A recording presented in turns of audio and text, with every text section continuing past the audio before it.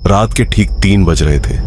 पूरा शहर सो चुका था, लेकिन आरव की आंखों में नींद नहीं थी, क्योंकि पिछले 7 दिनों से उसे हर रात एक ही सपना आ रहा था।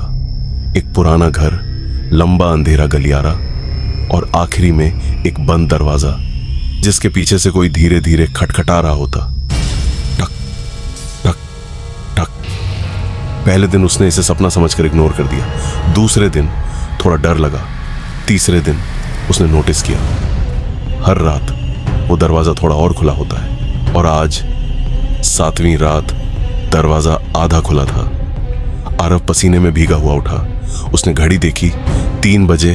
तभी उसे वही आवाज फिर सुनाई दी, टक टक।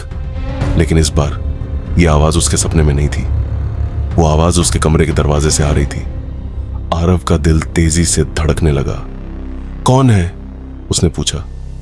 कोई जवाब नहीं, बस धीमी धीमी खरोंचने की आवाज, जैसे कोई नाखून से दरवाजे को खुरच रहा हो। आरव धीरे धीरे दरवाजे के पास गया। उसने कान लगाकर सुना। बाहर से किसी की धीमी सांसें आ रही थी। तभी उसके फोन में एक नोटिफिकेशन आया, दरवाजा मत खोलना। आरव चौंक गया। उसने तुरंत दरवाजे से पीछे हटकर फोन उठाया। Number unknown. मैसेज फिर आया, अगर तुमने दरवाजा खोला तो वो अंदर आ जाएगा। आरव के हाथ कांपने लगे। कौन? उसने टाइप किया। कुछ सेकंड बाद रिप्लाई आया, वही जो तुम्हारे सपने में है। आरव का गला सूख गया। उसने दरवाजे की तरफ देखा। अब खटखटाहट बंद हो चुकी थी। पूरा सन्नाटा। लेकिन यही सन्नाटा सबसे ज्यादा डरावना था। तभी दरवाजे के नीचे से कुछ अंदर घुसा। एक काला साया धीरे धीरे फर्श पर फैलता हुआ। आरव पीछे हट गया। ये अंदर कैसे आ सकता है? वो बुदबुदाया। तभी फोन फिर बजा। वो दरवाजे से नहीं आता, वो वहां से आता है जहां तुम उसे जगह देते हो। आरव ने चारों तरफ देखा। कमरे की दीवारें, छत, आईना। अचानक उसकी नजर आईने पर पड़ी और उसका खून जम गया। आईने में उसके पीछे कोई खड़ा था, लेकिन कमरे में पीछे कोई नहीं था। आरव धीरे धीरे मुड़ा, कुछ नहीं।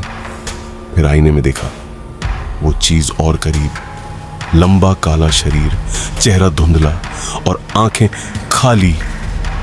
आरव की सांस रुकने लगी। तभी आईने पर अपने आप कुछ लिखा उभरा। तुमने मुझे बुलाया? आरव चिल्लाया। मैंने कुछ नहीं किया। फोन फिर चमका। हर रात तुम उस दरवाजे तक जाते थे। हर रात तुमने उसे थोड़ा थोड़ा खोला। अब वो पूरी तरह खुल चुका है। आरव जमीन पर बैठ गया। यह सपना था? नहीं, मैसेज आया। वो दरवाजा तुम्हारे दिमाग में था और तुमने खुद उसे खोल दिया। अचानक कमरे की दीवारें हिलने लगी और सब कुछ बदल गया। अब आरव अपने कमरे में नहीं था। वो उसी सपने वाले घर में खड़ा था। लंबा अंधेरा गलियारा और आखिर में वो दरवाजा, इस बार पूरी तरह खुला हुआ। अंदर गहरा अंधेरा और उसमें कुछ हिल रहा था। आरव पीछे हटना चाहता था, लेकिन उसके पैर खुद ब खुद आगे बढ़ने लगे। नहीं, वो फुसफुसाया। तभी अंधेरे से आवाज आई, तुम ही तो मुझे यहां तक लाए हो। आरव की आंखों में आंसू आ गए। तुम क्या चाहते हो? कुछ सेकंड सन्नाटा, फिर तुम्हारी जगह। अचानक अंधेरे से वो चीज बाहर आई।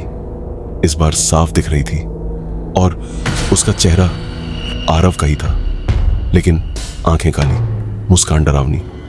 अब तुम बाहर जाओगे और मैं यहां रहूंगा। आरव चीखा।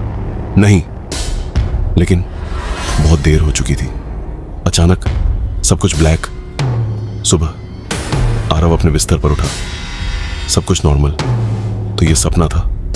उसने राहत की सांस ली, लेकिन आईने में देखा और उसकी सांस रुक गई। आईने में वो मुस्कुरा रहा था, लेकिन वो मुस्कान उसकी नहीं थी। उस दिन के बाद आरव बिल्कुल बदल गया।